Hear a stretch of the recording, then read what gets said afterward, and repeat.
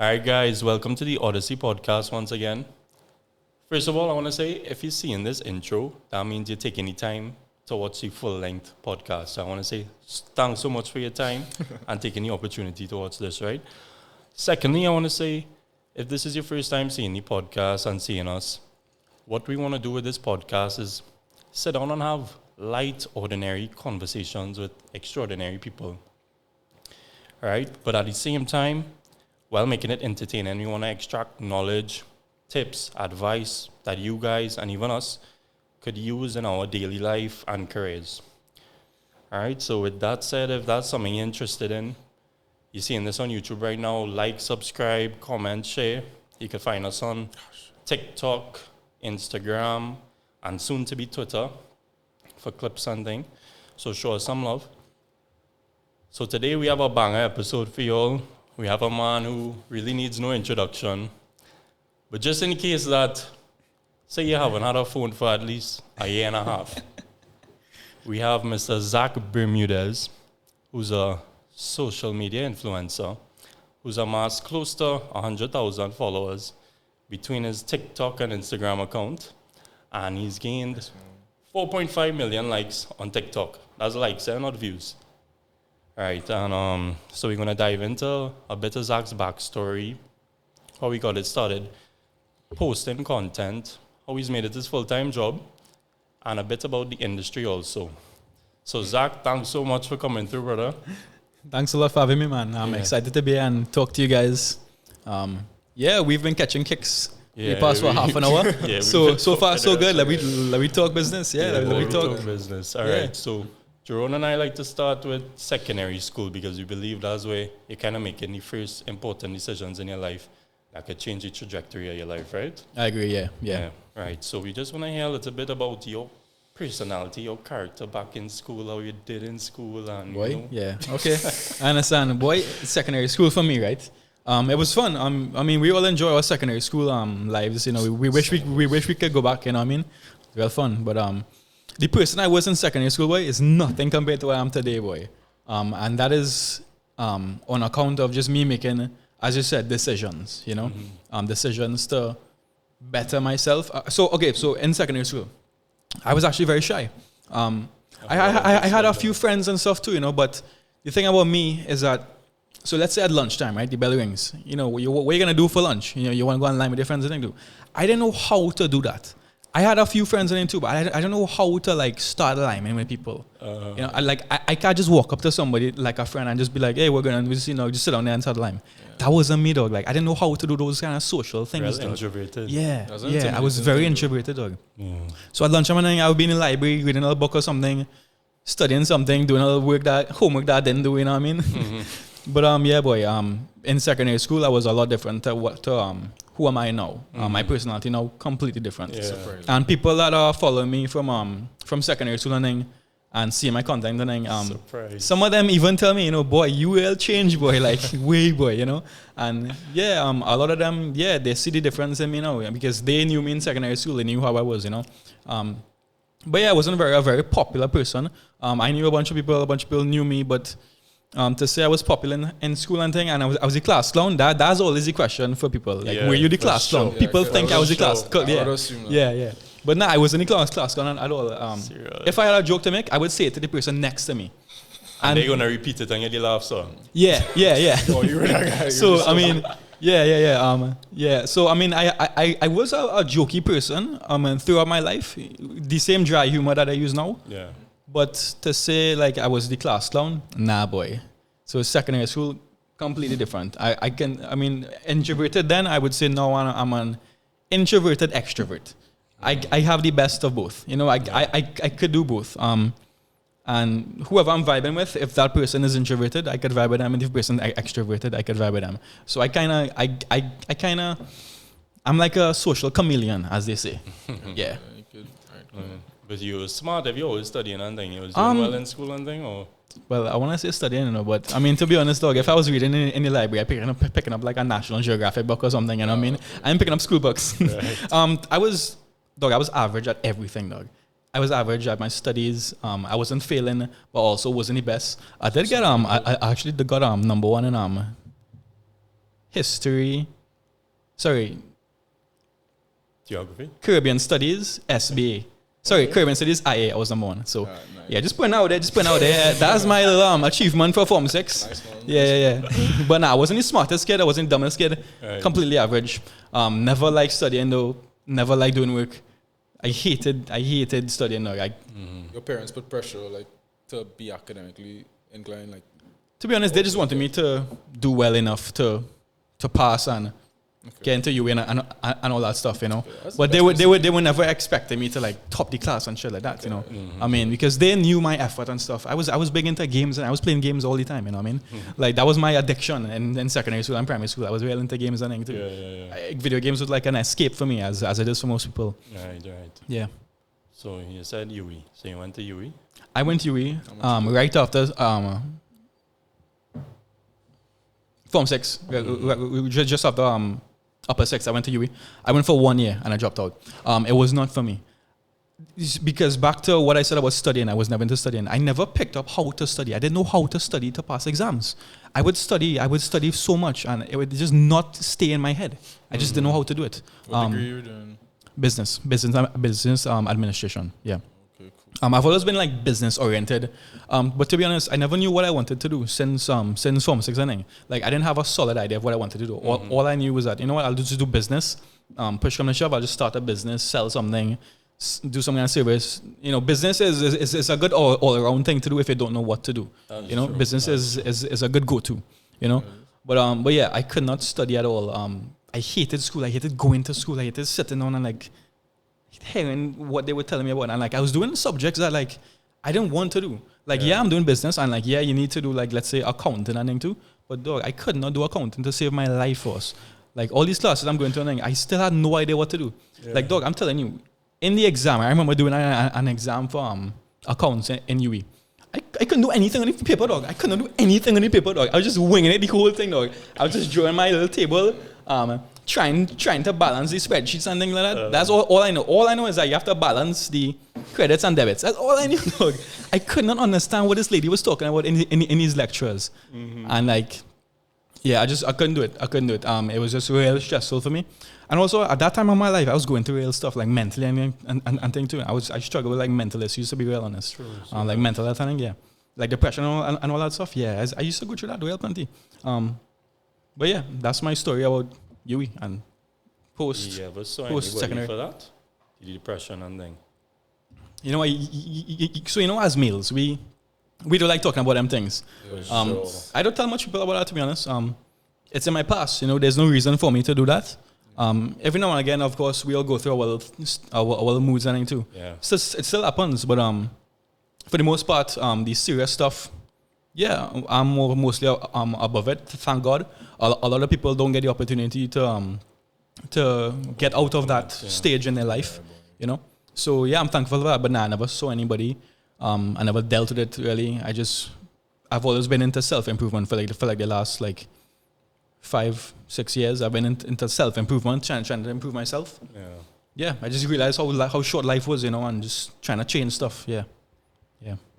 Interesting. And when you dropped out, you had a plan for when you dropped out, or you just decided that okay, this I had is no it, plan I'm at all, though. I had no plan at all. What your parents thought about it? No plan at all. To be honest, I can't remember what they said. I just started to work. Where you work? I think I don't want to say where I worked, but it was a regular office job. Okay. It was a basic office job. I worked in sales. Entry level job, yeah. Kinda, yeah. It was just a basic office desk job. You sit on this Like a data desk, entry, typing up yeah. all day. Not really data entry. I was more into sales. So that actually helped me out a lot. I was there for about 7-8 years. I was there since I left UE. Up until this year, I quit that job this year. I gave them a month's notice in March. I left in there like April. Oh, you were with them all the way to the end? Yep. Okay. We mean until the end. Like when you quit. Yeah. I gave them a month's notice and I quit. But yeah, my parents they just realized that the decisions that I was making, there was no way of changing my mind. I was so dead set on these decisions I'm making. I started to work. They were just happy that I found a job. I'm making a lot of money. But yeah, I mean, I am regretful that I spent all these years in this job, and to be honest, those years, I'm looking at those years, and all I did for those years was this job. I didn't achieve anything at all. I didn't work on anything. You never tried anything else on the outside to kind of find yourself? Last year when I started TikTok, I also started a knife sharpening business. I would sharpen knives and like selling high-end Japanese knives. Still doing that as like a hobby now, to be honest. It's also a side hustle, but it's a passion of mine. So I found that last year. But during all these years, I didn't do much, and I regret spending so many years in those. So for the people like listening, you know, if you're in a dead-end kind of job, look for something else. Like, find your passion, find something you're interested in, and just take risks. You're young, you know. Like, I'm in my 20s. You're probably in your 20s too. Yeah. Just take a jump, take a risk. Have like a little backup plan. Have like a safety net. You know, you might have your parents' house and too. You know, use that. Take the jump, take the leap, take some risks. You know, don't spend 7-8 years in some job and you ain't working on yourself or nothing. You know, yeah.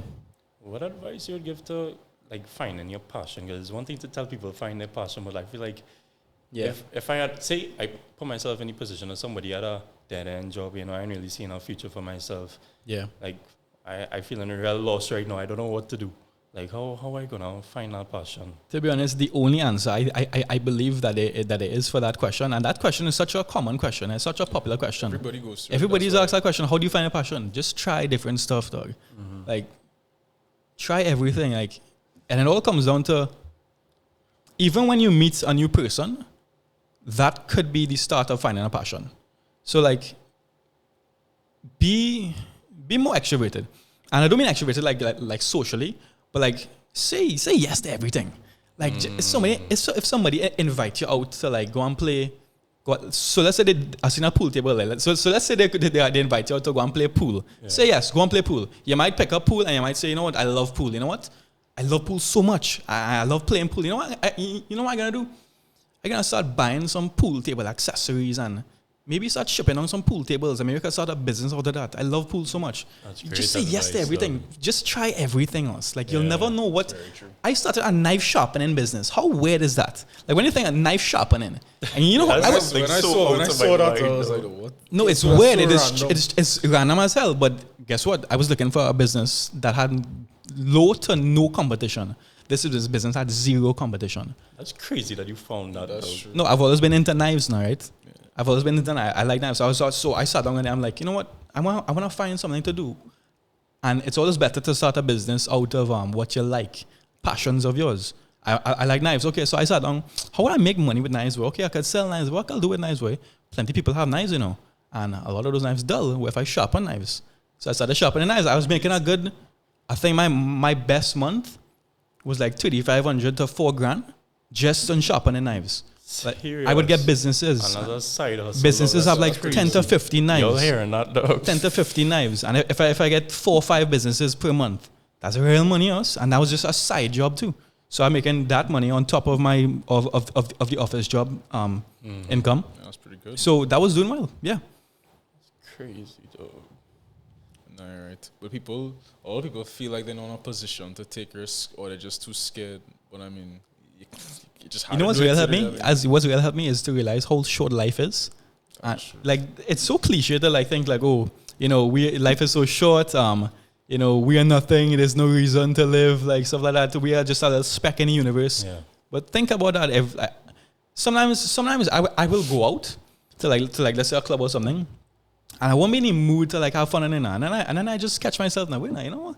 I can't die just now, you know, like I can't die. I don't live half my life in terms of like being young and like able to do certain stuff. Yeah. I've lived half my life already. And next half and I going through, like, I mean, I'll be old. I'll be like 50 something by that time. But back hurting. Yeah, back hurting and then too. Like, have fun though. Like, as you said, take risks. Like, you have nothing to lose. You literally have nothing to lose. Okay, you lose your job. Okay, so let's say you quit your job to start this small business fail. Find the next job, dog. Find the next job. Who cares? You're making a little bit less. Who cares? Like, just you tried something, and then when it work out, try something else. Something will work out. Just keep trying and it will happen. You know what I mean? The thing with that, though, people are so scared to fail. I know. So yeah, but that's part of life. Yeah. The amount of failures I have, you know what I mean? Exactly. Yeah, so many, you know, and it's all part of life. But like, when you look back and you see these failures, so when you succeed, and you will succeed if you keep trying, You will succeed. If it take 10 years, so be it. You will succeed. 15 years, 20 years, you will succeed us if you keep trying on something. Yeah. And then you're gonna look back and see all these failures. It would mean nothing. You'll be like, way boy, I'm proud of myself, you know, boy. Way boy. It only All takes these, one you know, good idea. yeah. One good I idea feel and that all you this finish stuff. it. But you know what? Something worked out in the end. You know what I mean? I'm real glad for the. And you know, every failure comes with experience and lessons learned. To be honest. Exactly, Yeah. dog. It's stepping stones. Yeah. But to take that jump is Just take the jump. You know what I mean? and Dog? the worst part of it, like from talking to people, all we hear is just how to do it. You could No. plan, you could come. You could Yeah, but guess make what? all these excuses, but if you People do don't it, like it won't hearing that, happen. you know. They don't like hearing, oh, just do it. Just they do don't it. like Just take the hearing leap. They don't like hearing that. They want a magic pill. There is no fucking magic pill, us. There's not. You There is just no have to magic jump. pill. The thing Just is, take the jump, take That the is the leap. magic pill, dog. magic You That's tell the us magic pill. That is the magic pill. Because Just nobody taking the can do jump. that. So you only see like They the want the reason easy there's way so out, few though. people is because only a few people are willing to take that leap and take that. You all ever went to like a waterfall and like you're going to the top of waterfall to jump off, and there's a little second there before you jump. You're like, good boy, this thing kind of high, boy. And then you're like, oh, good, all right, you know what? And you're kind of pumping yourself up. You go back a little bit and then you jump off, and it feels good. Like it feels scary also going down. Yeah. But then you reach the water and Once you're you like, reach wait, that that was fun. I water, want to go again. You want to go again now, right? Yeah. Yeah. It's just like that. Just take the leap. You know what I mean? Yeah. Yeah. That's very true. Okay, That's so a great point. how did you get into this whole influencer social media? Yeah. dog. COVID hit. How did it What's start? going on there? So this was So when COVID hit, this was about 2022. That was 2020, right? Yeah, man. So COVID hit in 2020, and there was a couple months there where places had closed down. Now. My job had closed down too. So there's like a month or two where we just weren't in the office. And I was like, what I could do, boy? I want to start something creative. I've always had a very wild mind. My mind is going all over the place all the time. I could tell just from what you said about this table. When Yeah. you came in, dog. Oh yeah, if you all don't know, I came in, I walked in there and I was like, hey, this table looking like a guitar pick. Real random. But yeah, so I was looking for something creative to do. I was like, I want to use my mind to like have some fun, come up with something creative, do something. And to be honest, I was gonna do what we're doing here, a video podcast, and I was gonna go around the place and like interview like business owners and too, because I was actually into business a lot. Yeah. Yeah, but I wanted to like get lessons learned from like the business owners, It's really the same thing, though. Right. Exactly. Then COVID hit, so I was like, I can't do this this video podcast anymore because COVID and you can't be with people anymore. Yeah. And I didn't want to do the whole online Zoom podcast. I hate that. I like being in person. that's Yeah. It's more fun if in person and thing too, So I was like, scrap that there. And I actually bought all my podcast equipment. I buy the mic stand. I buy a small one of these setup things there, all kind of thing. I didn't have all the fancy lights and things too. But yeah, I bought all this stuff. Still have it, still use it up to today to do like little voiceovers for videos, whatever. So it comes handy. But I was like, let's scrap this video podcast idea. So that was that year. I took a couple of months off, and then January of last year hits. Actually, I lied, not January. It was like March. March was your first video. The year before that, in 2020, during COVID, I did download TikTok and I watched videos and stuff too. I like how people make their videos. I was catching kicks on it too. But then March comes and I'm on TikTok and I'm like, what if I try this, boy? Like, what if I try making videos? You know what I mean? Like, I like coming up with like, sometimes, so like before making TikToks and thing, right?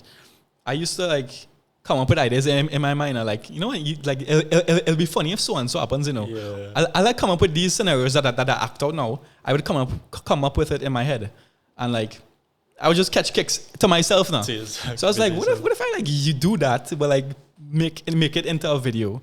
Would people like that? So I was like, all right, cool. Let me pick up my phone, and like my first video was the Face ID on your phone. I find sometimes it doesn't work now. Like you have to like you'll do this, but you have to like kind of get closer. Like so, I was like, I acted that out, that like relatability into a video form, and it did pretty good. People, I got like I think I don't know if I could check now, but like 10,000 views. The last time I checked. It's pretty good. First video. I mean that's like low for now.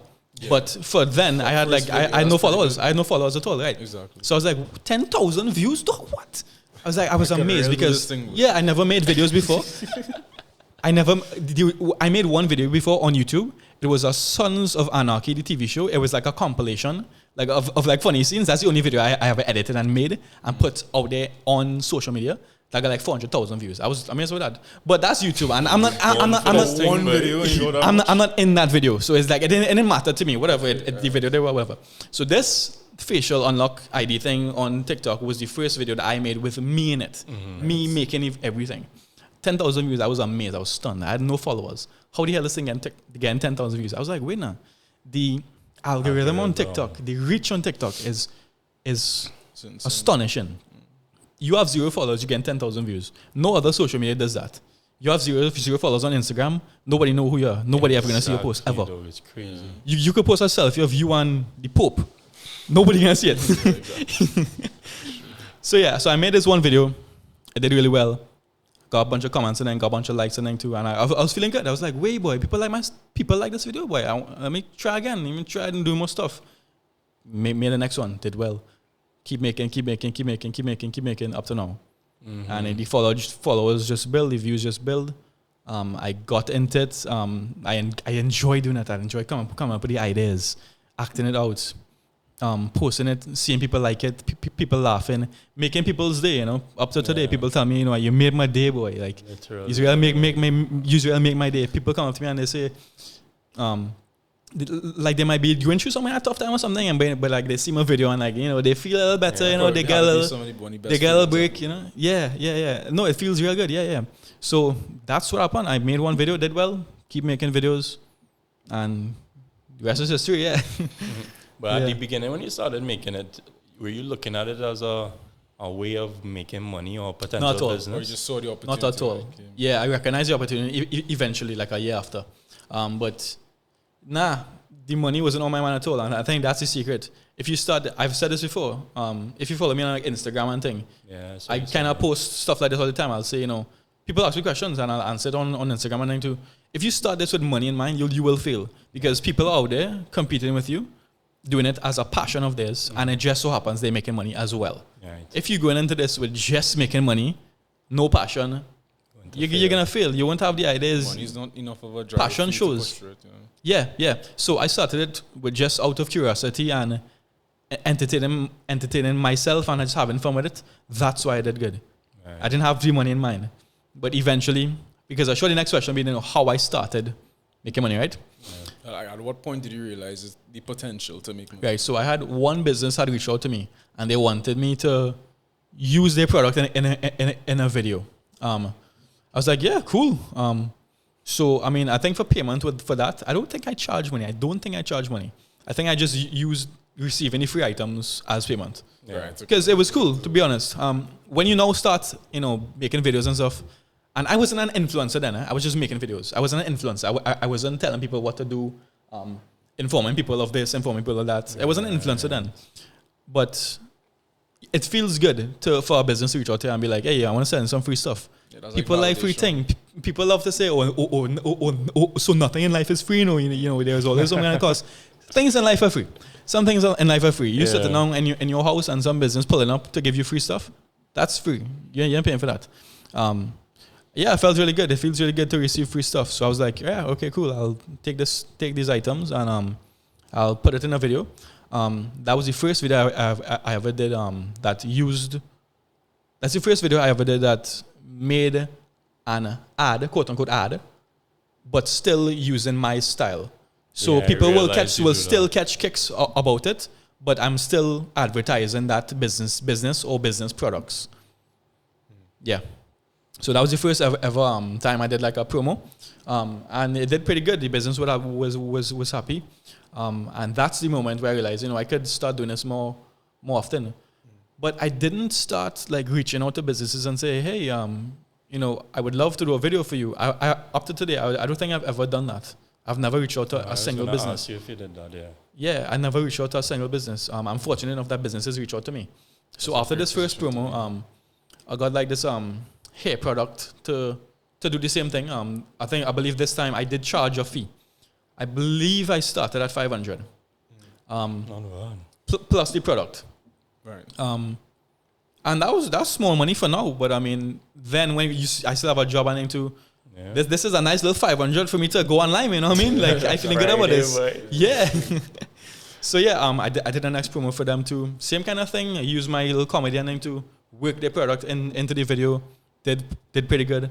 And slowly but surely, more and more businesses reached out, using more products into videos or doing whole skits based off of the businesses. Mm-hmm. And yeah, just snowball effect, you know? Yeah. I realize a lot of influencers, well, not a lot of them do what you do, which is when they have a product to advertise, they put their spin on it, make a skit or something and make it funny in their own way. But a lot of them might just pick up the camera and talk about the product, which I feel is Right. wrong. You know way what I to really go. like? I think you did one with like Standard or Course or something where you went inside Standard. and you were walking around with one of the employees. Yeah. Like, that was real fun. That Dog, was a good one. that was To be really honest, kicks I me. really that like that one. was probably my best idea yet. I really like that. I one. honestly, I love that promo so much. Like honestly, that's No, yeah, I that's had- way I had- to do that, man. Honestly, No, that's no, the yeah, best because when feature. you look at it, like that happens. It's relatable, right? We all walk into a store and, you know, sometimes, not and every time, I mean, it might be like a certain store starting with P. You could relate it to currency. The first part of the word is related to I know, man, currency. have a good time inside there, but I heard some bad reviews. though. You ain't gonna get there, but sometimes you might walk in the store and like one of the employees help you. One of the employees will help you, and you feel connected to them. You know, they're real cool. They're cool. And you're talking to them. You know, it might be like us, and like, you know, like it might be like an ex fella, and the man real cool. The man will help you, and too, you're catching kicks with them too. You know, and you're talking thing with them. That's happened. So like I use that in the video, but I also showing standards products. Yeah. You know, I'm showing like a wide array of standards products. I'm showing. I'm also like subconsciously saying, you know, standards employees are very helpful. They're very they're very friendly. So all that is being pushed into this promo video, but it doesn't come across as a promo. You're gonna keep watching it because it's entertaining, you know. Yes. And how we like Real catching funny, kicks that and That things. was a Yeah. good one. I'm just. Oh, you I'm, had to wave at him, dog, and do the side. at the end, yeah. That was really kicks. But yeah, that video, it didn't do as good as I wanted it to. It did well enough for the business. How I much mean, views it got? 30-something thousand, 40-something thousand. Might be And 30-something. How does the business judge, like what's the criteria for it performing well? Like, do they have a range of like how much people they want to reach or? No, not often. I believe over 10 to 20,000 views is a lot. It's a lot of views. You can't get that from TV. I mean, you might. That's another thing. Like the traditional forms of marketing can't compare to what social media could offer. So I feel like Yeah. We will get there. But to answer the question on how a business like judges, you know, if the video did well enough, like if, you know, I think views, obviously. Also, sometimes if it's like a website, they will get like more traffic to the website. yeah. But for something like a retail store, something, it's hard to judge what sales came from me. Yeah, exactly. Nobody's gonna walk into the store and be like, "Hey, I saw a video by Zach, so I'll come to buy some stuff." Nobody's doing that. Come on. Yeah. I would like you all to do that. Go to the businesses that I promote. but yeah, so besides like more traffic to our website, you know, more phone calls and stuff like that, it's hard to tell. But the business, I usually sometimes businesses will reach out to me and be like, yeah, you know, we got as I said, more traffic. I got a bunch of calls. Yeah. All right, now let me go back to the story. When you come to quit your job, Right. what were the criteria? What were the pros and cons you were weighing to come to that decision? A hard question, boy. You know why? Because actually, it's not a very hard question, to be honest. To be honest, I just wanted to make. Okay, so I was making a certain sum at my day job.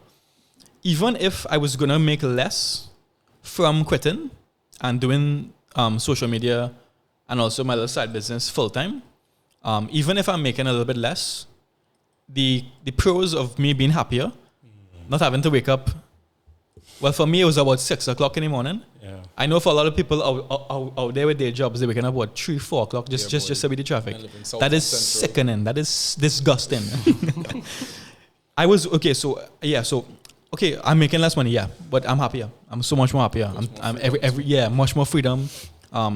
If I need to go and handle a scene during the day, I could just get up and go and handle the scene. I don't have to go inform my manager, and if they say yes, or the manager have to ask the boss. See all that shit? All that is shit, dog. All you laughing, dog. All that shit, dog. Do you see? the way day jobs are us, I honestly find it's like you're in jail. It's as though you're in jail. Yeah. Like, I don't know. I mean, if somebody have kids and you know they have to pick up their kid early, and I heard a story from somebody, they wanted to like leave work early to like go and pick up their kid because you know the daycare was closing or early or something, and they wanted to pick up their kid, whatever. The boss say no. Yeah, they wanted to like leave an hour early. The boss say no. Jeez. Like I don't understand that shit, dog. Like it's disgusting how businesses treat employees, and I hate the whole the whole dynamic in a typical day job. And like, I mean, to be honest, like I'm gonna start my business soon. Like next year, I want to start like a media company, and it's my goal to like make this like a like a big business. You know, like I have a little office space and everything too. I have employees and everything too working for me, and everything is gonna be different. Everything is gonna be different. It's gonna have a lot more freedom, a lot more flexibility. Once you get your job done, that's all I care about us. Yeah. You don't need to be there from 8 until 5. You get your job done, cool, done. That's what I hiring you for. I'm hiring you to do a job. I'm not hiring you to sit down there to make the place look as though we're productive. All that shit. Once you get your job done, that's all that matters, dog. Yeah. True.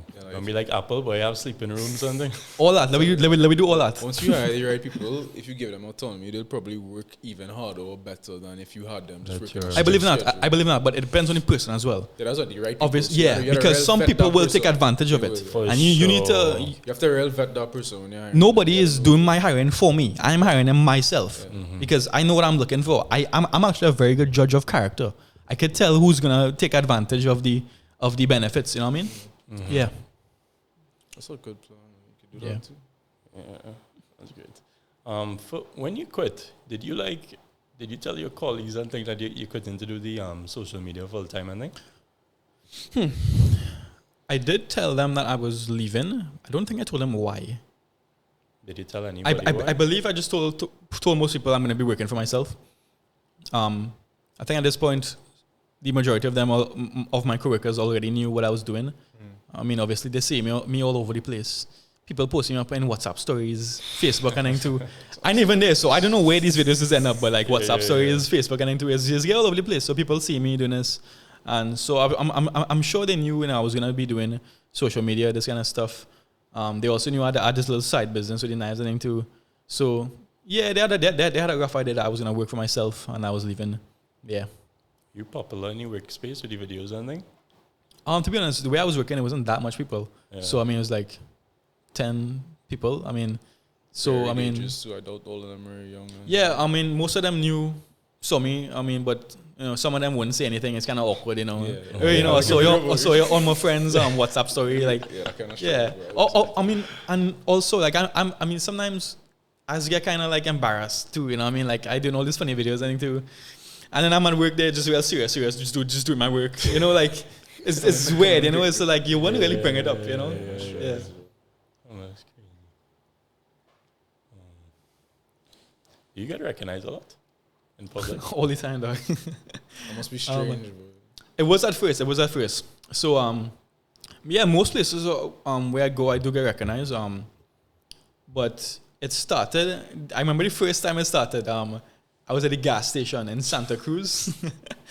And this random guy, I just finished pumping my gas. I'm walking around the van now to go and drive off. And this guy stopped me. He's like, hey, Zach, or I can't remember exactly what he said. It was like, but he's like, yeah, I really like your videos, boy. Yeah. I was like, hey, thanks, man. I was like shocked. Like, wow, this random person knows me. Like, wow. That's crazy, though.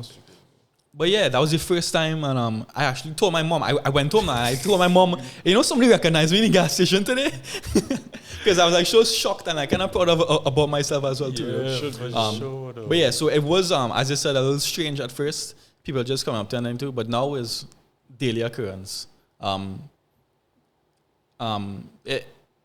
It's not strange anymore. It does feel good. But now I'm just really accustomed to it.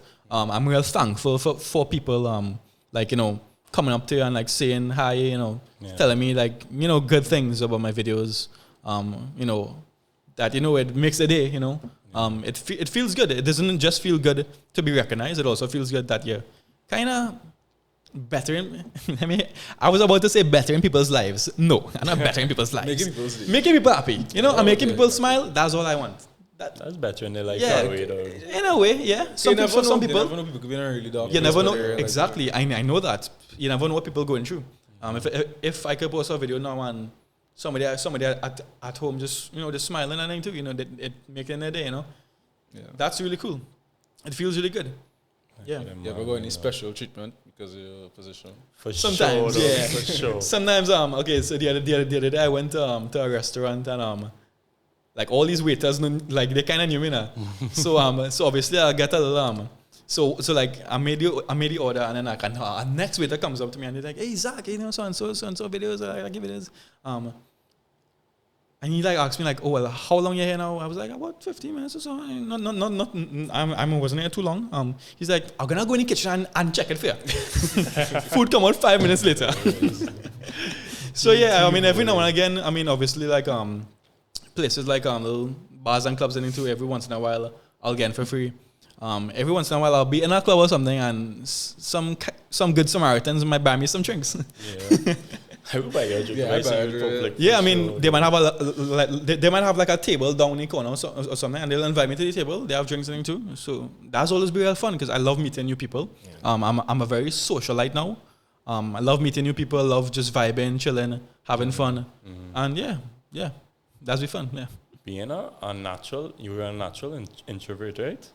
yeah. So how you kind of made that jump, though? Well, to be honest, I'm still an introvert. That's the thing. But I just added extrovert to my persona. I just added it in. You kind of have to. You kind of have to. Well, to be honest, sometimes I have to fake it. To be honest, sometimes I have to fake having fun at a certain place. That's just how it go. And then eventually I might get into it.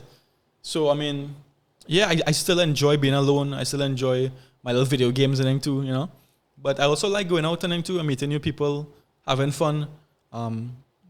Doing.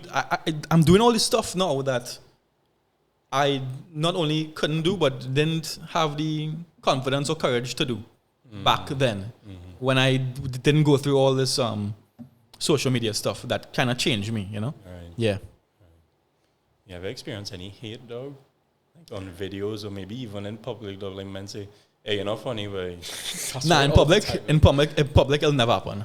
Men not- But on- men not- I wouldn't say so I grimy. wouldn't say it Tell would the never person. happen, but in public, nah. I mean, most people, if they know me, it's because they like me.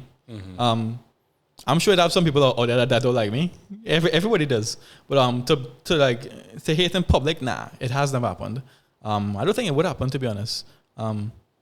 My content is related to everybody. I mean, You gotta be Yo, real. your You gotta be content real is grim to real, tell you. really. Yeah, Don't yeah, be real yeah. unfunny. You cannot think. yeah, but also they're gonna be around people who know me and who like me. yeah, man, will back you up too. Right. So so men will back me up, but also that same thing goes on for online as well. So if you was to make a hateful comment on one of my videos, somebody is gonna clown you. Somebody's gonna come back in the comments and they'll shit talk Yeah, you. be like, what don't we So talk it don't about make this? sense. It don't make sense. You're gonna hate on me, and then 5 people gonna hate on you. They're gonna go into your profile. They're gonna find you. They're gonna do all kind of shit unless you commenting from some fake forehead big, profile. right? Ugly, boy. Yeah, they will tell us some shit, and even if they don't know how you look, they're gonna tell us, "Well, y'all know life, though. What you doing here, and why you watching these videos then?" Yeah, Like, exactly. and That's big up to all the fans, like for y'all doing that for me. But yeah, there was a couple, like 1 or 2 back in the day. Not anymore, more much these days, but back in the day, yeah, I would get 1 or 2. This not funny, and then somebody will comment, "You not funny," or "Your face funny," or "Your mother funny." I know, So yeah, that's fans why- just help you out. Fans just help you with the hate. Yeah. Yeah, that's why I asked you, because when we invited you on the podcast, I obviously scrolled down to the bottom of your TikTok, dog, to see your first videos. And it was one of the first ones, dog. A man comment, "Dog, this wasn't funny at all, dog." And like men was effing him up, dog. And then, Yeah. and then you come and you respond real good to it, dog. Like you Why was- is it? I can't remember what you said, dog, but it was like it didn't affect you at all. So Nah, yeah. So I wouldn't cuss him out. Yeah, but I would always but so if it was a hateful comment, I would have said something like okay, cool, or like, okay, then unfollow me. Because dog, sometimes they'll follow me, Sometimes they would say shit, and then I go into their profile and they follow me. Then unfollow me then. Thanks for the follow. Dog. Yeah, but what I wanted to ask, like since you dealt with that hate, well, like it clearly didn't affect you at all, dog. Like people who want to try posting content for themselves and at the start you would see more hate than when you have a big following. For sure. Thing. For sure. How would they deal with that though? Like, yeah, that's a good question, boy. Let's see if I can answer it. So obviously, okay. So how it is? So before I start answering that, what you need to realize is that even if you get 200 positive comments like, "Oh, I love this," laugh emoji, this is the best thing I ever saw, the best TikTok. None of that will affect you. All of that combined will not affect you as much as one hateful comment. All you need is one comment to say this is not funny. That is going to demolish you. yeah. Especially when you now start that one comment, even if you get 200 positive comments, is going to destroy you. And you need to understand that. But you also need to understand that for a person to make these comments online or even in person, they need to be insecure. They need to be living a life that is very unhappy. They are a very unhappy person. If it is you online and you are seeing somebody putting out some content, they're trying a thing, and you hating on that person, you have to be very unhappy. And the content creator now, they need to realize that this person who is making this comment, they are a very unhappy and insecure person. And they're jealous. They're jealous. They wish they could be doing this. They wish they had the confidence to go on, put your face online. And once you realize that, it will help a lot. Because once you realize that this person comes from a very dark place, then it shouldn't really affect you as much, because feel sorry for them. Feel sorry for them. Feel sorry for them that they're in a place in their life where they have time to go on somebody's video and shit talk them. Yeah. Feel sorry for them, because you feel better for yourself that you're not in their place. You are on the opposite end. You are making your content. You are going somewhere with that. You know what I mean? You're trying something. This person here just making hateful comments. Feel sorry for them. Don't feel bad for yourself. Feel sorry for them. That's a great answer, though. Thanks. You gotta be a real sadist to just comment. No, yeah, people just be real all the time anyway. People just real all the time. Go through their own shit, man. They have nothing to do with you, actually. Yeah, I mean, even if I don't see much hate on my videos, I do see it on other people's videos. You know, sometimes because so if I make a comment anyway on TikTok, usually I get a lot of likes because people know me now on TikTok. So whatever I post, it would probably get a lot of likes, you know. Yeah. So sometimes I might see like some kind of hateful comment and like I'll shit talk that hater from under that person's video, just to kind of balance it out, just to kind of clown them, just so the creator know they get a little support, because it's good to get somebody replying. Yeah, it's good to get somebody replying to the hateful comments that isn't you. It feels it's more supportive. It feels supportive, Yeah. That was a real mental battle. Because even with this, like, one of my main things with doing this was, like, putting yourself out there and putting yourself under, like, public scrutiny. Yeah. And I find that's such a hard thing to do. You don't want anybody to, like, judge or, like, make assumptions about you. Like, it's crazy. I don't know how you deal with that. Putting your face online is a whole new thing. Yeah. So much business owners don't realize how much of an advantage they will have once they put their personality and face into social media. Behind the business, So if you own X company, you could have X company on social media, but you could have your face there talking about this, talking about that.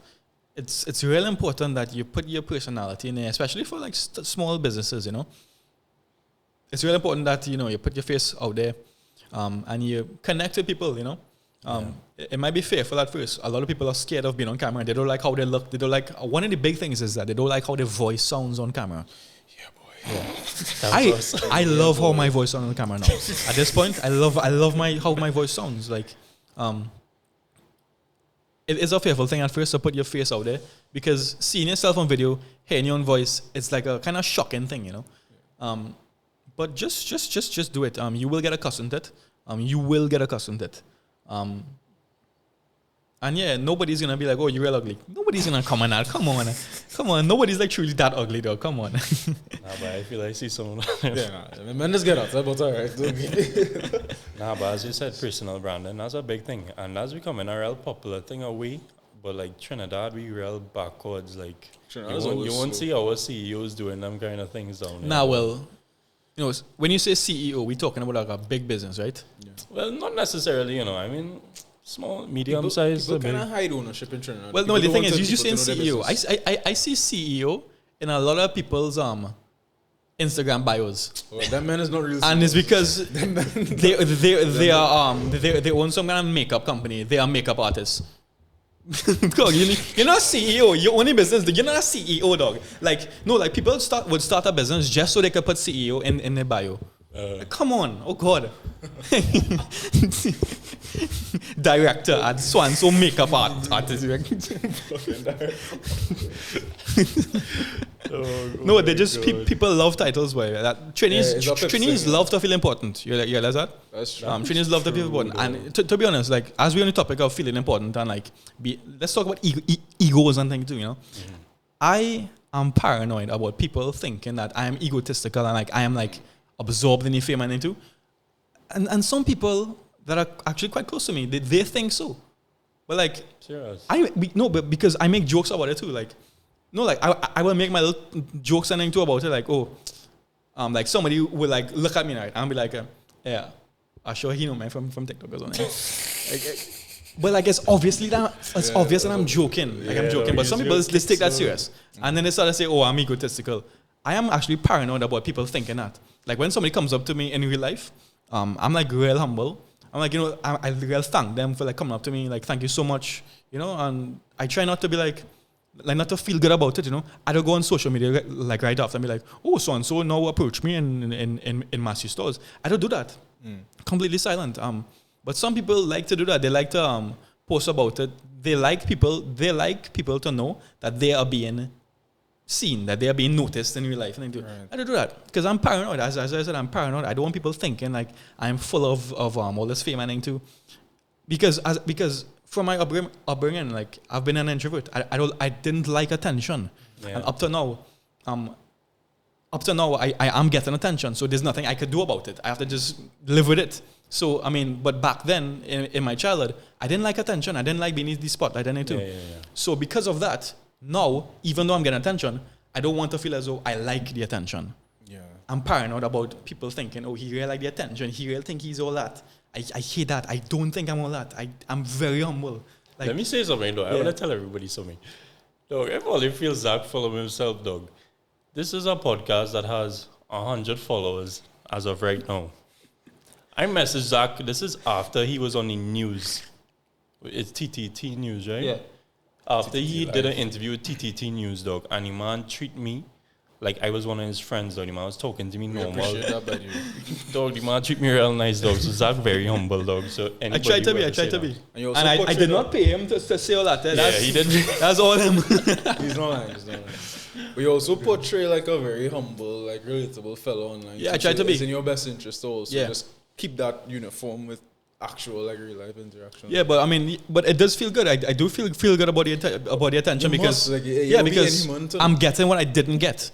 Yeah. I'm getting what I didn't get back then. Also, so there's nothing wrong with feeling good about your accomplishments. Yeah, for sure. Because you work for that. You work for those people. Yeah, for sure. Well, I didn't work for it, but the work that I put in got that. Yeah. So like you earn that basically. Yeah. So you should be excited. Yeah, I do feel good about it. I don't want people thinking like, oh, I'm full of myself. Definitely. Because there are a lot of influencers that are full of themselves. No names being called, but I could definitely see that, but some of them full of themselves, boy. Not in the right to do that. So. Yeah. And it's so cringy to like see them act that way too. You know what I mean? Yeah. I hate to see that. Yeah. I just doing some I find fun, and people like it.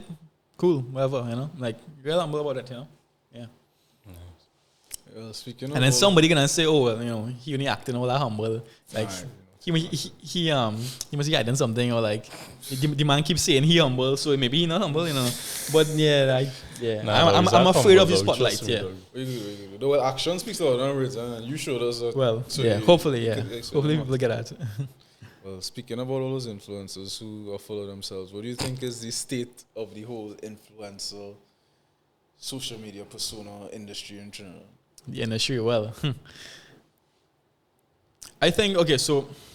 This is gonna be a big topic. So there you go. Yeah. So the social media. Okay. So first of all, I actually don't consider myself an influencer. Yes, I influence people because of my following, because of what I do and stuff. Yes, I'm influencing people. But I see when I think about the word influencer, so many stuff comes to mind. Like Honestly, the first thing that comes to mind is like unboxing. You know, all these unboxing videos like, Unbox hey guys, selfies. today I got a package from so-and-so, and I'm going to open it up and show you what I got. That's the first thing that comes to mind. That's why I kind of put myself away from the whole influencer word. I'm a content creator. I make content, you know? It just happens that the content might influence people. The industry, the social media and influencer kind of industry, let's just call it the social media industry. I think it's growing. I think in a couple of years it's going to be much bigger than it is now. And if you notice, I don't know if you'll notice, but a lot of people are starting to try this whole influencership. They just, because a lot of people see that as easy money and low effort. So. And because of that, they're going to fail. I just know it one time. If you go, as I said before, if you go into this with the money in mind, you're going to fail because people are doing this out of just their passion. Well, it might not be their passion, but they enjoy doing it. If you don't enjoy doing it, you're just doing it to make some easy money, you're going to fail, whatever. And I don't feel sorry for you because that's not the way to go into something like that. Just money in mind, you know? Nah, have fun with it. But yeah, I think the industry is growing. I think in a couple of years, it will be much bigger than it is now. There will be a much larger number of influencers, big influencers. I think now is the best time to start diversifying, doing things that not a lot of other people are doing. Grow a brand. But right now, influencers, content creators, all of them, they're being undervalued by far. Businesses have not. They are being undervalued now, not because they don't have value. They do. We do have value now. A lot of value that businesses don't realize. In a couple of years' time, the prices will go up. So right now is the best time to get into social media advertising, hiring influencers to make videos for you. Just the industry on a whole right now is so undervalued. And what makes it undervalued is not just the businesses thinking it's undervalued, and a lot of businesses and big companies do believe it's undervalued. Sorry, businesses don't believe it's undervalued. Businesses undervalue them. Yeah. I'm tying up my words there. Businesses undervalue the influencers now. And not just because of their attitude, because they don't respect influencers and content creators. They just see us as just having fun. Yeah. They're just holding a phone. Media. I had a friend, I won't say any names or anything. I had a friend recently who reached out to me, and she was like, some company was talking to me, and they didn't realize I was on the phone with her manager, and they were telling the manager, oh well, she just picking up her phone, she just had a film and thing too. Big man thing. Yeah, and she was on the phone with them, and she heard all that, and she told them, she ain't working them.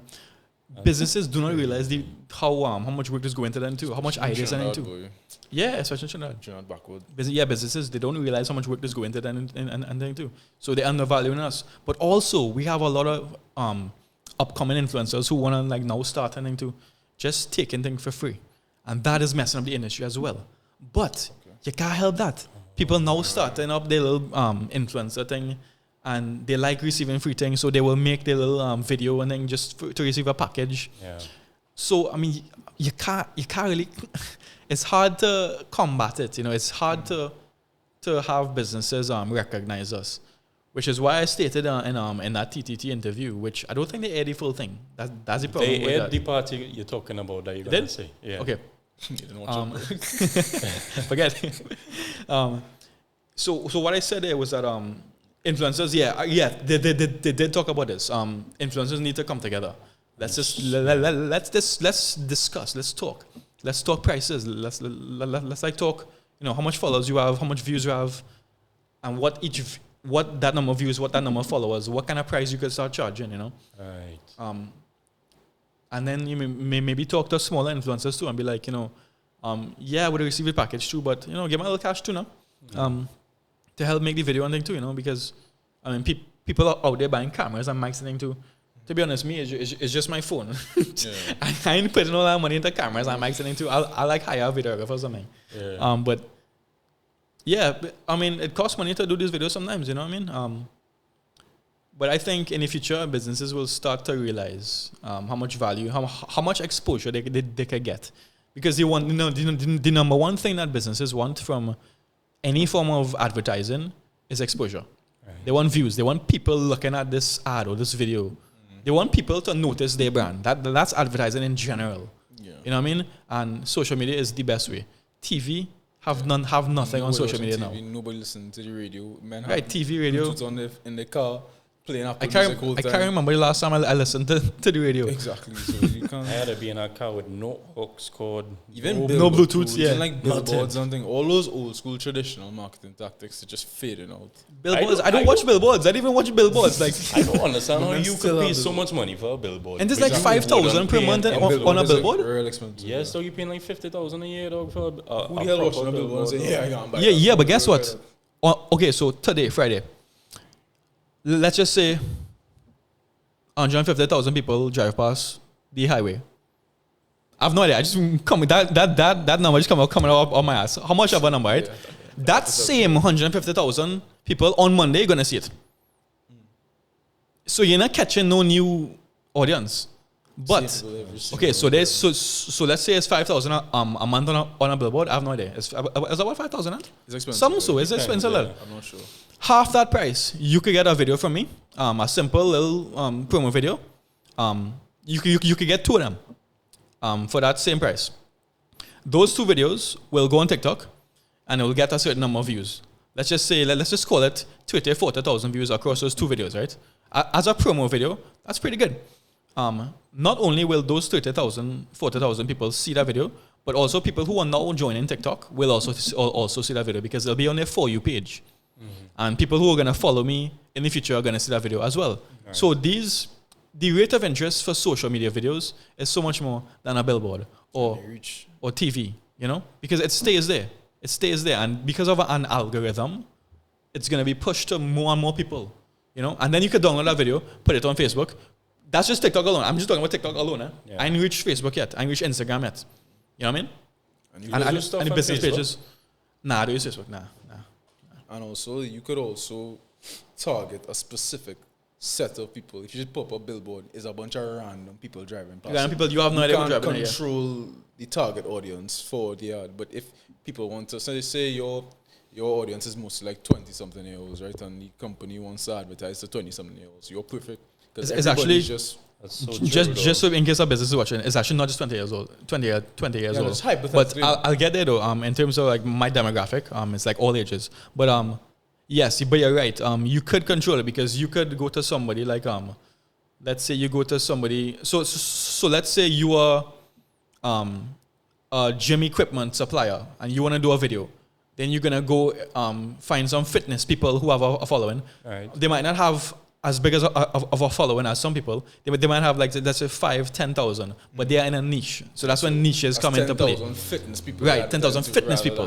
Rather than if you go to somebody with 100,000 followers and only 5,000 of their followers are fitness people Right. who are gonna see a video. So you know what I mean? So it makes more sense to go by the 10,000 person who has 10,000 fitness people than the 100,000 people who have 5,000 fitness people. Right. And the 10,000 person might be cheaper as well because he has less followers, but he should not be cheaper because if a fitness business is contacting him, he should know his worth. He should know that he could charge the same as the 100,000 because all of his followers are fitness. Yeah. So he's gonna get more exposure for that business. So that's what that business, that smaller person needs to understand. So yeah, know your worth. Yeah. You ever tried going onto YouTube, like YouTube Shorts something? Because YouTube pays the best, like, out of all the social media platforms. Yeah. Well, I do have a YouTube channel. It's called BDZ, which is a brand that I made to do more entertainment stuff. So I'm doing that in terms of YouTube. But in terms of putting my comedy on YouTube, nah, not as yet. I don't know, just never really got around to it, to be honest. I feel your videos are too short for YouTube. And Yeah, they Shorts. also YouTube Shorts, but YouTube Oh, is trying yeah, to push true, the shorts. true, Like, if you, I don't know. because they're if trying you- to compete with TikTok. Yeah, if you watch a couple of shorts on YouTube, when you open the YouTube app, it'll go straight to the shorts instead of the regular like yeah, thing. yeah. It's kind of like a For You page. They're trying to push the people. shorts, yeah. Because that's where all the attention Because they is. realize the attention gets lower. But yeah, I started that entertainment thing there on YouTube. I don't think I will ever put my comedy on YouTube, to be honest. I'm looking to diversify, to be honest. The comedy will continue, but I'm looking to do new stuff, make new kinds of content. You know, next year I kind of want to build a PC soon. Maybe start streaming. You know, not like games, but like maybe like I could like react to like TikTok videos, like it will still be my comedy and stuff, you know, like still be like me just clowning around, having fun, entertaining. But you play games too in I that might. genre, because like the streamers who are doing really well now, like the kind of general streamers who do a bunch of different things, like the reactions, and they play a game if a new game comes out, or they'll just do funny things on the stream itself. Like all those guys are doing really, really well. Like I don't know if you know Speed. Speed is like just a character. You just don't. Well, now we have to talk about like local streamers. What the local streamers doing, and they are, I believe, most of them, Christian, like sifted and too. They do games mostly, you know. But I mean, to be honest, like me, like I like doing things that are like real new. I like trying like new things, as we mentioned before, trying new things, you know. So I want to do things that nobody else really doing, you know. Kind of like do something different, you know. So yeah, I would do something like reacting to certain videos, or like just making content, you know. I ain't sure as yet, but you know, I have it in mind to start streaming, Twitch, or something like that. Yeah.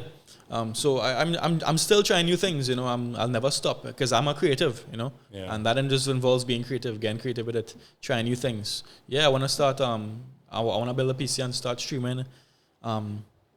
Yeah, that's just something in mind to do, to try. Right. But yeah, because comedy, like, there's only so far you can go with comedy. You know, yeah, I'm building a following, it's still growing. But, you know, it gets kind of boring too, you know what I mean? Like, you want to do new stuff. You want to try different stuff. You have to be entertaining on a whole. Yeah. Something that could maybe take up more of my time and maybe be more profitable too, you never know.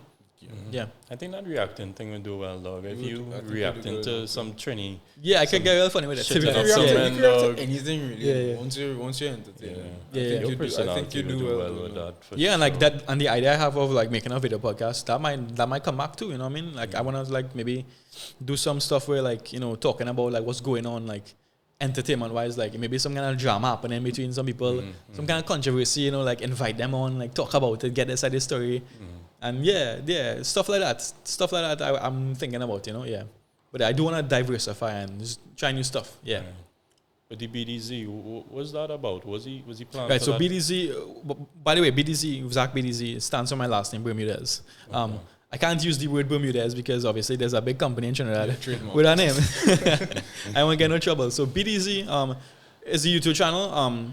So we're doing like we're doing long form entertainment with very high quality, you know, video and editing and all that, making it very entertaining. The first episode was the trainee TikTok tournament. Invited a bunch of like local well-known TikTokers, had them compete in a bunch of games. The winner won $1,000, second place $500, and it was real fun, real entertaining. People love the video. I did a short video after that, me with on Halloween night. I was at Mansion nightclub just giving out like treasure. I had like a treasure chest, and I opened a treasure chest, and you have and you have like 10 seconds to just choose anything you want in the box. Just one item. That was real fun too. Really enjoyed that. That was real fun. Third episode was recently at the treasure chest hunt. I buried treasure on Maracas Beach. I had 2 people come out and try and find the treasure. So they were digging and thing too. It was real entertaining. It was real fun. But yeah, I have a lot of fun with those videos. I get sponsors to kind of, you know, help pay for the videographer, because obviously all this costs real money. The kind of videos, the kind of high quality video that I need, the editing and all that. Give out prices and thing too. But yeah, it's a lot of fun. So that's one avenue that I've started to kind of diversify myself. So went into entertainment with that. So that's an ongoing thing. More ideas are coming out soon. But yeah. Nice, man. I like that. But you mentioned creatives, but I know, like, just from hearing that not just content creators, but creatives on a whole are undervalued in Trinidad, like graphic designers, social media. I think we need to go back to that undervalue point. Yeah, why do you think that is? So first of all, businesses are smart, especially these big companies that have real money. These big companies that, if they was to pay an influencer, it's a drop in the sea for them. A drop of water in the sea for them. Nothing. Costs nothing for them. They're smart. They're real smart. So here's this thing, right? So they would send a package. So let's say they launch some new product. So they would send out that new product in this nice little package with this nice little note and thing too. Hi, Zach. And so they would send that package out to let's say 50 influencers, right? And what they would do is that they wouldn't pay them. They would just send them the package, and they will say, "It's a contest. Whoever make the best video about this product gets, let's say, $1,000, right?" So now, guess what? They're gonna get 50 videos for the price of $1,000. They're brilliant. You're throwing shade at us. They're brilliant. I ain't calling no names. I ain't calling no names, but no, that's brilliant. Because now, brilliant. and they're gonna, so they're gonna have it. They're gonna have this prize, $1,000, or how much ever is the amount. And yeah, whoever make the best video, because it's like a contest now. Whoever make the best video, going to win $1,000. So instead of paying an influencer $1,000, instead of paying like 10 influencers $1,000 each, that's $10,000 for 10 videos. They get $50,000. They get 50,000 views now. 50 videos for the price of $1,000. And they just have to, because they most of them gonna make the video to try and win 1,000. Yeah, exactly. And I've been a victim of this as well, because I was just starting out. I was excited. I could win 1,000. All right, cool. Make my little video. So now that product is on 50 different high followed TikTok accounts. Yeah, I don't want to call any names, but I saw a certain cleaning product do that recently. Cleaning product. Oh, you're talking about, okay, right. Yeah, don't say any names. We ain't gonna say any names, but I mean, but yeah, not just that though. Sometimes, say the names. Sometimes, actually no. Whatever that is about, nah, it's not them. It's not that. It's not that. You could cut that out. Yeah, actually, yeah, cut out. A lot of businesses they would reach out to, let's say, an influencer, and they would ask them, what's your price for making this kind of video, And the influencer would say, okay, it's going to cost me, it's going to cost you X amount, and that's my rate. Or, well, we really only had a budget of Y, So, I mean, we can't do X, but we could do Y. Would that be okay? And then the influencer, they need the money, I mean? Yeah, so they would say, all right, yeah. And I think that, and sometimes, the difference between the two costs are, so small. Give people their price, man. But obviously, as Karen Rose was talking about, influencers need to know how much they're worth. You can't overvalue yourself, but you also can't undervalue yourself. So similarly to me saying, people are undervalued, some people might be overvaluing themselves. Right. So you need to, find out really, test your prices, test your waters. Start low, keep going up until you reach a sweet spot. But yeah, right now, how it stands, yeah, they're very much undervalued. And a lot of these big businesses are really taking advantage of it. As I said, with these giveaways, like giveaway prizes, contest things. And, also some of these people, some of these large businesses, they will have some kind of event. And they would want the influencer to come and film and do all this, do all that. That's what I was talking about. for $100. Not $100 cash, not even $100 cash to pay for the gas to get there, in some kind of product, like a drink. Oh, no. or a free entry or something like that now, But people need cash, dog. People need cash. Do you think it would be valuable for y'all to use data and analytics to kind of give the company a tangible thing that they could vouch for you? So say you a marketing manager, you want to collaborate with some brand. If you carry to them okay, this is how much views I get, this is how the percentage of viewer retention, how long people stay on the videos. You think you could use that to show them hey, listen, this is what I get, and then from this you could compare it to the radio, how much of a viewers radio gets, and be okay, if you're paying them that, then I should get this because I provide more exposure than that. You feel that would help people? It'll be real hard to get that, because to compare the two, finding out how much they were paying for the radio and stuff too, that'll be hard to get. Figuring out how long people stay in to watch a video, that'll be hard to get too. Because they might stay long to watch my regular skits, but they might not stay as long to watch the promo skit that I'm going to do. So it'll be hard to really judge that. But the business already kind of has a good, a rough estimate of what kind of potential reach that I would have. Because they are seeing the views on all my videos. They're seeing how much followers I have. Yeah, that's really enough for them to reach out to me. That's all they need for now to reach out to me. But then they would ask me, what could we work together, advise us on what kind of video you think would work best. And that's where, discuss and come to terms into like what we're gonna do, how best we're gonna get the best kind of views for your business. Yeah. So you think it's just a matter of time for them to see the value rather than you all having anything that you could do right now to prove it? I think right now it's so easy for them to take advantage of influencers. It's so easy for them because, okay, you say no to, let's say their budget is, let's say, $1,000. Okay, you're going to say no to $1,000, but they could just get somebody else who's going to say yes to it, you know? Or they just get two people who are going to say yes to 500 each. So that's the problem there, and it's hard to combat that. There's really no way to combat that unless everybody just stands up for themselves and start raising their prices and start realizing their worth, you know? Yeah. So why you don't bring together the influencers and all your former union? Yeah, because I tried to. I'm actually in the process of trying to, but if you have a media company, the influencers kind of control some people's like rates and stuff. If you maybe get to that point, I wouldn't like to, but yeah, maybe if I'm hiring influencers and stuff like that too. Yeah. But I have reached out to some influencers to like get their idea, their perspective on like what if we make like a WhatsApp group or something and just get a bunch of influencers involved and get everybody on the same level. Let's talk, let's discuss, let's see what we could do to better the industry. Yeah. And the problem with that, as some of these influencers that I know personally have said, the problem with that is that a lot of influencers feel they're better than everybody else. to put it like bluntly, they feel they're better than everybody else. They don't want to talk to other people. They think there's all that. That's the problem, man. That's trainees for you. I mean, trainees are like that. You know what I mean? It's hard to work with them. Yeah, that's the problem with it. People feel like they're better than everybody else, and they don't want to give advice. They don't want to get advice because they feel they know it all. If they are charging a certain fee and they're comfortable with that and they're getting it, there's no reason for them to be in this group and discuss. They're just glad that they did their thing. They don't care about the industry on a whole.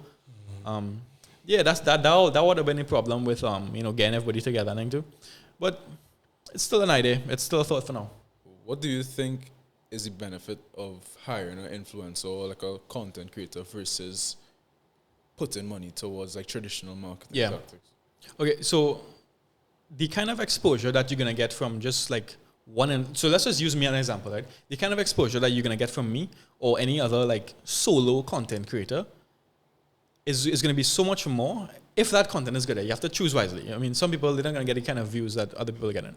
If you choose wisely, and the exposure that you're going to get from social media and from these content creators are so much more than if you're spending 3 times, 4 times, 5 times that amount on making an ad for TV or hiring some kind of media company to make this bad acting, cringy kind of ad that they're gonna put on social media, and then they will put on Instagram. They get 1,500 views. Come on, you just throwing away money at that point. Exactly. Yeah, a lot of local media companies and advertising agencies, they make content like they make the kind of videos that they make. They are not prioritizing creativity and message. They are prioritizing high quality. They just want high quality video and high quality editing, nice little animations. Yeah, like nice little animations popping up with the brand name and logo. A nice soca song. Come on, man. I dare filming. And they get 500 views on Instagram. I take it on my phone, I put up a little green screen, or I go into the business, I do my little quick video, my little creative video, with a nice little idea. It's funny and thing too. No kind of fancy editing and too. 40,000 views. Like, come on. Like, I recently did one for Sport about. I don't know if you all saw that one. Is that Long Circular Mall? Long Circular Mall, yeah. Dog. That was real funny.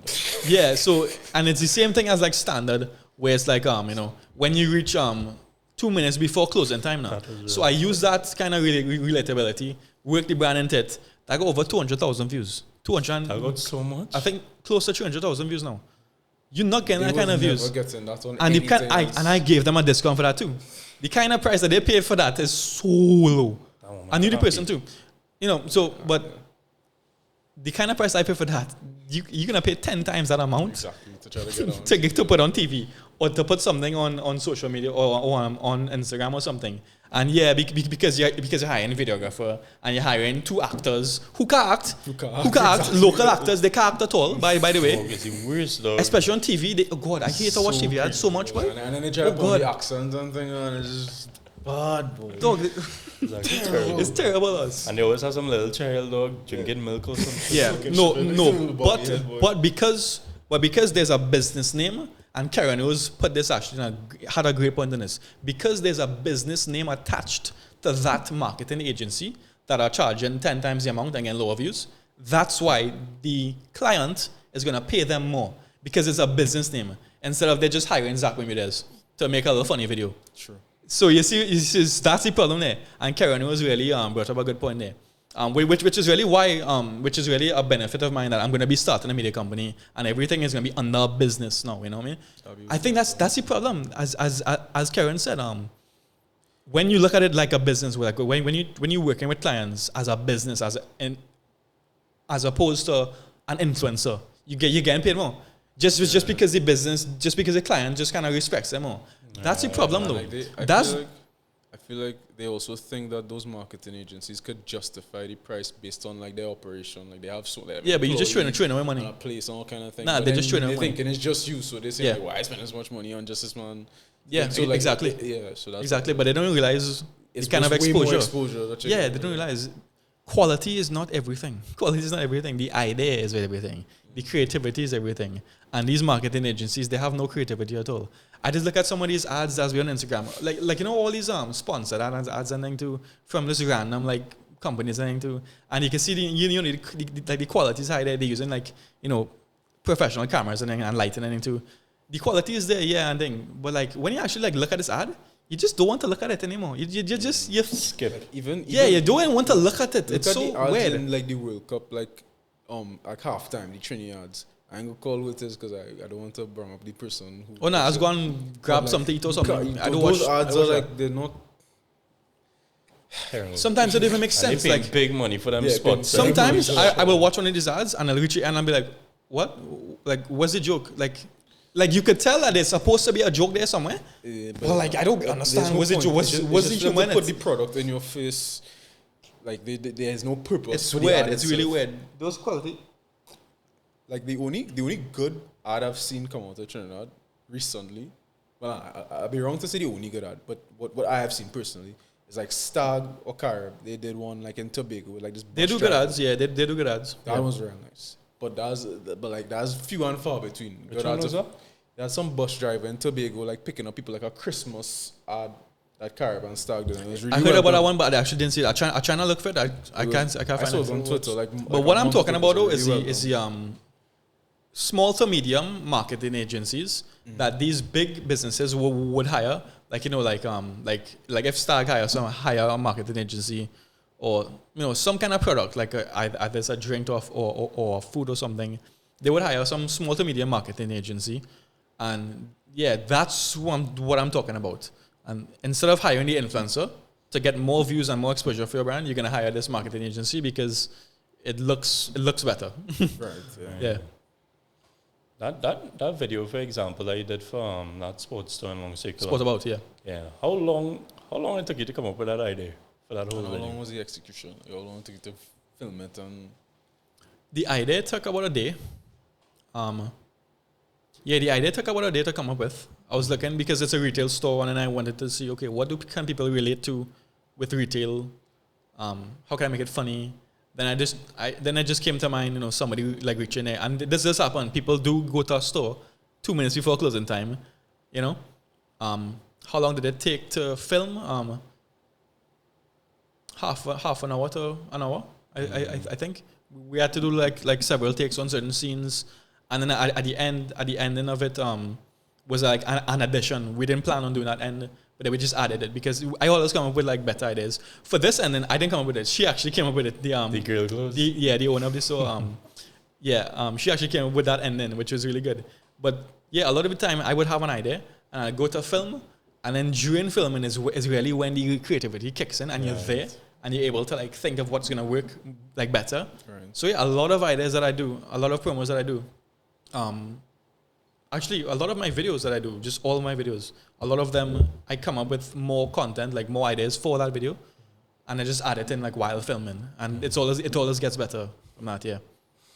I found that video real funny when I saw it because like 2 days before I went into the store to buy something, Really? and I reached like 5 minutes before they closed. I was like, "Oh, they closed 6, right? Cool." That was kicks.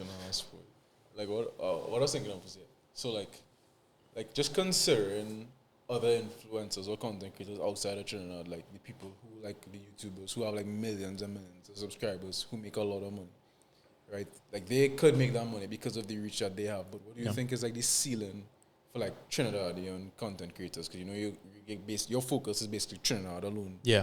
Right. Well, some people up the islands may like your content, but Yeah, I you do have some focus on followers Trinidad. from international as well. Yeah. Right. So what do you think is the limit, or if you think there is even a limit of how successful you could be as a content creator in Trinidad?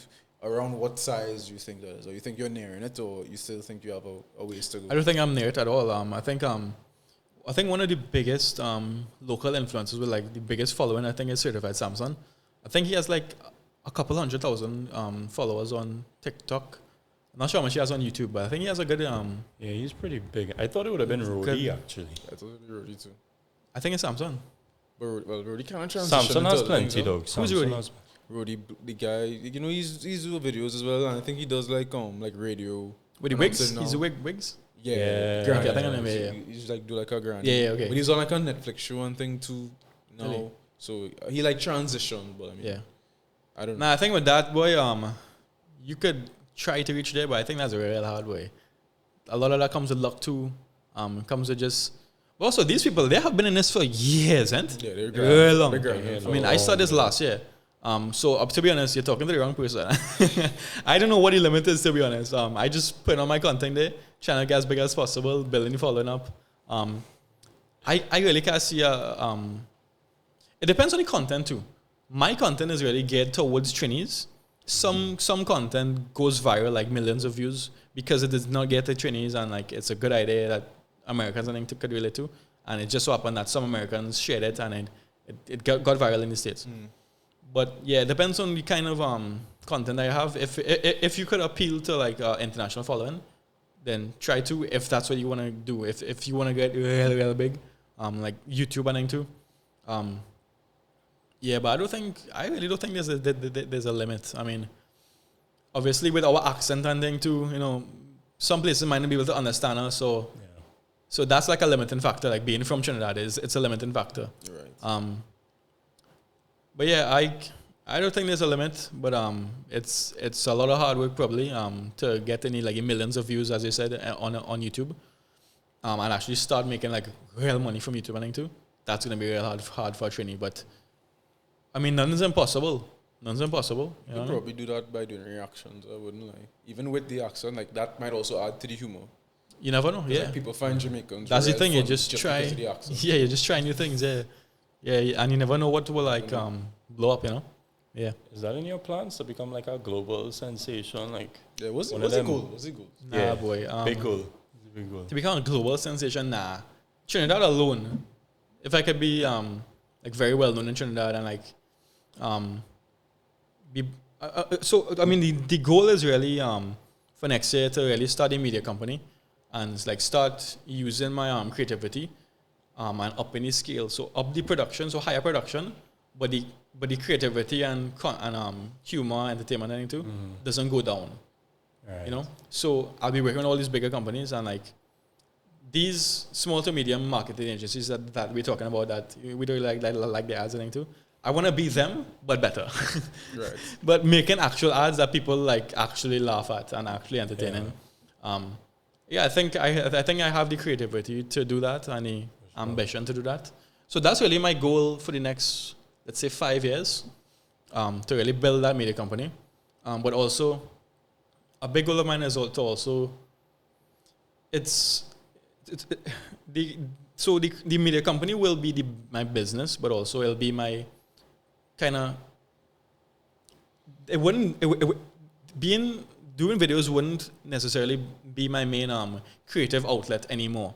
It is for now, but I feel as though I am reaching a point where I don't want to be doing humorous videos on TikTok for that much longer. Right. Obviously, like when I have this business and I'm going to do, I'll be a lot more, time constrained with this business too. Right. But I do want to like start doing something, like in entertainment and too, as you said, like with streaming and too, on the side as well, because I think that could go big. I think, as you said, I would actually like to, let's say, do like a YouTube, and let's say that YouTube is reaching people in the States and too, and I'm building like a very large following, and who knows, I could be making money from YouTube, and being like partnered with Twitch and too, all these online sites that you could be partnered with and be making money from those sites. If that could be my full time, I'll really enjoy that, because I love making videos. I love digitally connecting with people, and the best way to do that is to be making content, either in the form of what I'm doing now or streaming, stuff like that. Yeah, you tick all the boxes for a streamer, really. Content creator. I'll try a thing. So next year, video yeah, games, see, man. so that's all you need to do well. Sure. I'm telling you. I'll try a thing. You could do real good doing that. Trust. Twitch have donations and things. Twitch have subscriptions. Yeah, that's the thing. So donations, all kind of thing. Once I'm able to like hook up my little bank account with Twitch and too, and like start. But the thing is, I'm not going to this with money in mind. That's how I know I'm going to do good, because I'm going to enjoy it. You know what I mean? Exactly. Because as I said before, you're going to do some money in mind, you're going to fail. You know what I mean? Right. I'm going to have fun with it. I'm lucky enough to have a following now that I could transition some of them into what I'm going to be doing. Yeah. So you know how Twitch is kind of hard to start. You're starting with 0 viewers. Yeah. So I could kind of announce it on TikTok, Instagram, be like, I'll go on Twitch, so and so date. So come and check me. So at least I'm not there alone. You know what I mean? Because it's hard to start on Twitch and with these streaming stuff. It's kind of nerve-wracking. Even though I'm making videos now, my face is out there. Twitch and too is a whole next ball game. You know what I mean? It is. Yeah. You start, you'll be looking at like our 5 viewers, 4 viewers. Yeah, but it's fun. It's fun, and I'm patient. I like build. I love the process of everything. Look, if you already have a following, so even if you just say, come and watch me play games on Twitch, I'm sure a decent chunk of people are gonna come and watch you play. Even if it's not games and doing something else, like IRL something. Yeah, all that. Yeah, I think I could do good on that. Yeah. With the following you have, I think anything you do from now, you will get a little jump start. Like you would not start from zero. Yeah, I mean, unfortunately enough, for anybody who has a large following, it's fortunate for them that anything they do now, anything they knew that they do, I mean, some of their following could go to that new thing. So there's kind of, as you said, a jump start. You're getting like a head start compared to somebody who's just doing it out of nothing. Yeah. So what are 3 tips that you'd give to somebody who's trying to be in the same position as you, try to follow your path? What are we talking about here? In same position Content as in creator, like who's trying to be a content creator like you? What's the 3 tips that you would give to them? Or any amount of tips. Okay, so put your face out there. Put your face online. That's number 1. Put your face out there, your personality and all that. Be yourself there. Number 2, your topic or like your videos, your kind of content needs to surround some kind of certain topic. Like some people might do unboxing, I might do comedy, some people might do fitness tips. So find the thing that you're good at, that you have an interest in, that you're really interested in, or that you're good at. Don't just choose some random thing that you think people are gonna like. Do what you like. You know what I mean? But obviously, don't do like some random thing like nobody know about, like talking about shapes of glasses. Like, don't do something that nobody's interested in. You know what I mean? Like, obviously, use some common sense there too. But yeah, niches always do well. These supposed to be rapid fire, so I supposed to. That's a question that requires. Yeah, so niches are really good. I am not in an actual niche. You might think comedy is a niche, but everybody is into comedy. Everybody has a sense of humor. You know what I mean? So, I mean, ages-wise, is all kind of ages just come up to me. That's how I know, like, I just touch everybody, all kind of audience. So, yeah, niches are good. But if you don't want to do a niche, then, just make it something that you like, that you enjoy doing, that you're passionate about, something that interests you. That's how you're going to come up with the ideas for content. Right. Number 3, do it differently. So there's going to be other people doing the same thing that you're doing. There's no topic really that nobody else is doing, Unless you find that, then good for you. But chances are you're going to be doing something that people are already doing. Do it differently. Get crazy with it. Get creative with it. If it is you want to do unboxing, go on top your roof and do the unboxing. Film on top your roof. Do something different, you know what I mean? Keep people watching. Let people know that this is your thing. Like, you are doing it differently than everybody else. if you're doing so let's say the comedy, then do dark comedy. Nobody else really doing dark comedy, you know what I mean? Then do dark comedy. It's different. It's crazy, you know. Yeah. If comedy is your thing, then do dark comedy. It's different. Stand out. You know what I mean? Do something different because it's hard nowadays. So much people want to be influencers and content creators, but it's hard because everybody wants to do it. Everybody have the same kind of ideas. Yeah. Do it differently. Get creative with it. Don't be afraid to be crazy with it. Yeah. If you wasn't doing this, what would be the next dream job? Somebody had asked me that on Instagram. I'd post NGL. I think my answer was to be honest, I don't know. I'm just trying different things, and this thing stuck, and I enjoy it. If I wasn't doing this, I'd probably have some kind of business. Maybe I would do the knife shopping and knife sales more full time. Start advertising it more. I have a whole TikTok account devoted for that. I have a couple thousand followers. I used to be making content like all the time. Obviously now I'm more focused on the influencership and Right. but I'll probably be doing that. But then also like probably get like a loan, do the knife sales as well as like I'll have like a little shop, have like real nice knives on your walls, but it'll also be like a not grocery but like selling all kind of stuff like luxury meats and like sauces and like kind of like a Blooms, so you know Blooms like they have all kind of like I love that kind of business like different kind of like artisan goods and thing too. But then you have like a little section there with like nice kitchen cutlery and stuff like that too. Yeah, I had that in mind for a while. Yeah, so that's probably what I'll be doing. Some kind of business like that. Yeah. Nice. Yeah. Okay, so do you have a dream brand that you'd like to collaborate with? Dream brand. Well, Let's go big or go home. Nike, Adidas. So I mean, like within Coke. Okay, international and local. Okay, internationally, it'll be like a big brand like that. Yeah, I don't mind a little free shoes and thing too. Yeah, that'd be nice. Locally, to be honest, I can't name any brand locally to work with. Like a dream collaboration. Like you think something that would boost you a lot. Be a good addition to your portfolio of like brands collaborated. To be honest, I'm kind of different because I don't like contract deals because you always make less money in the long run. Contract deals are really just for like safety, so you have like a solid 6 months of a steady income.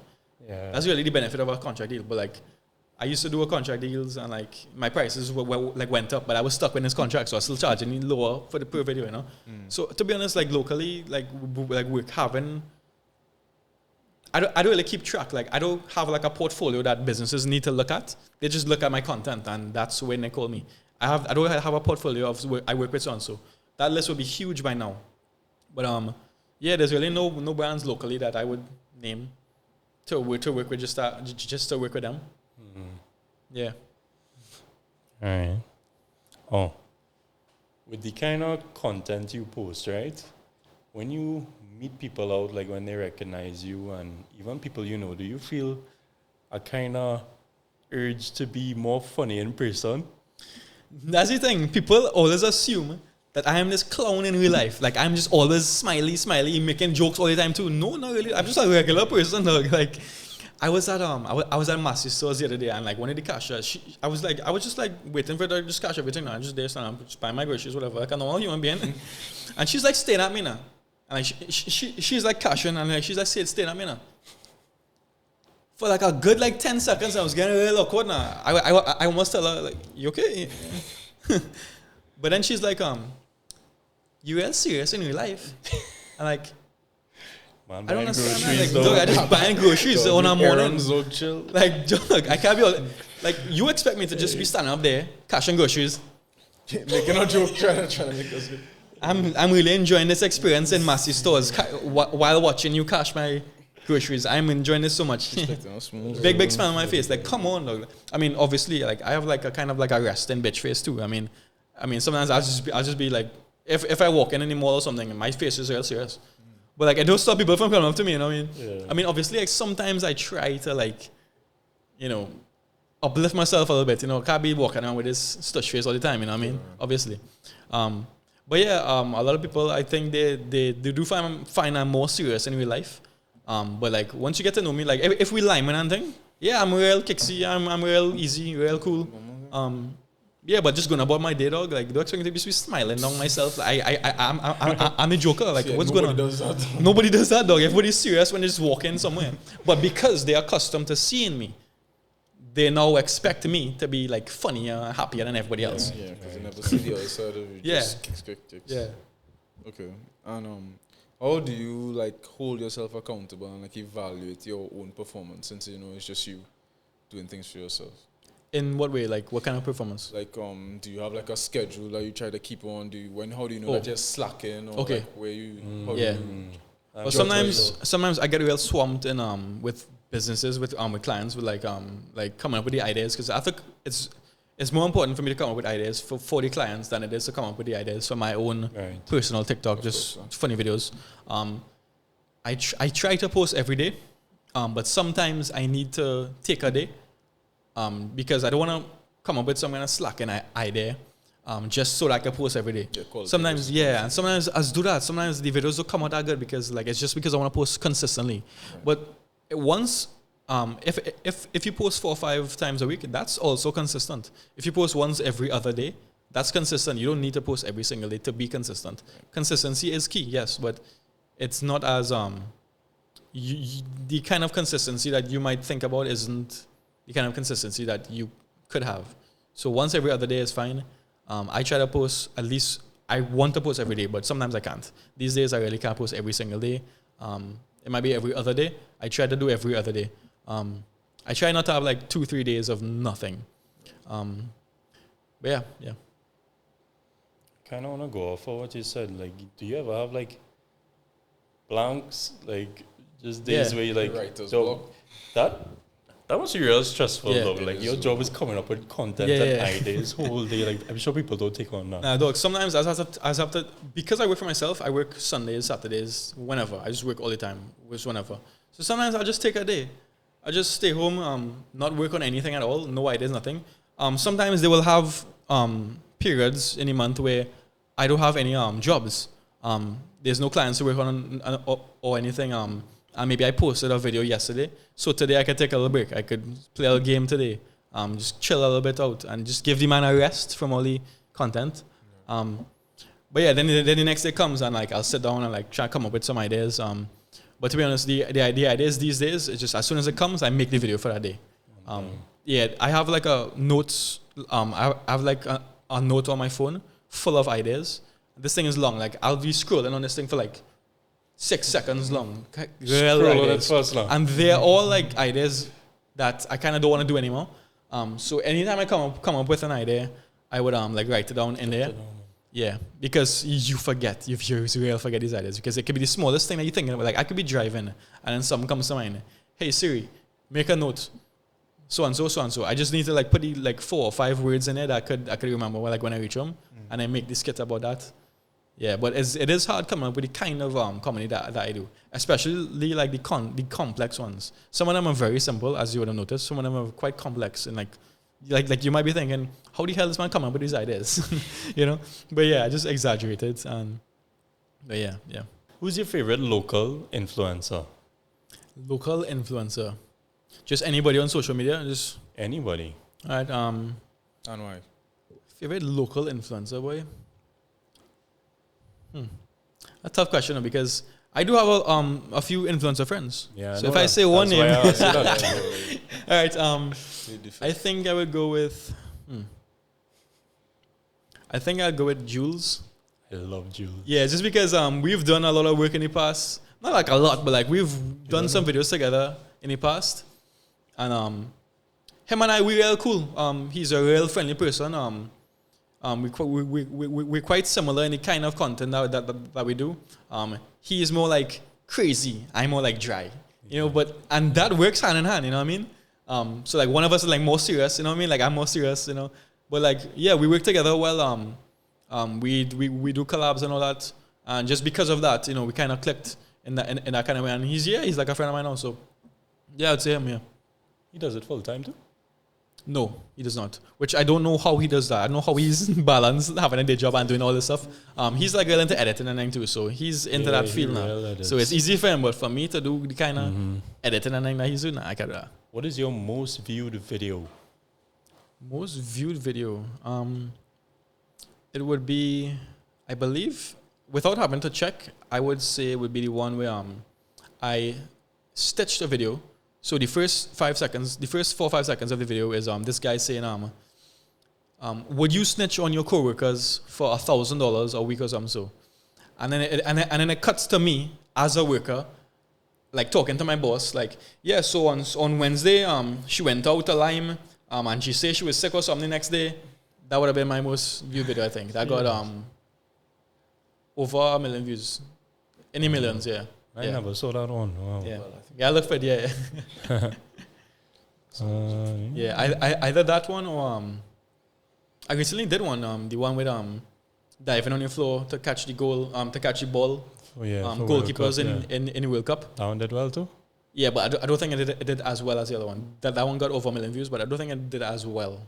And you bruised up your knee and thing for that one? Yeah, boy, yeah. I actually, and before those, one video actually did really well was, I think last year. I did a video with my ex. And basically, we're like in like, it's how guys ask to like pass a girl now in like a club or something now.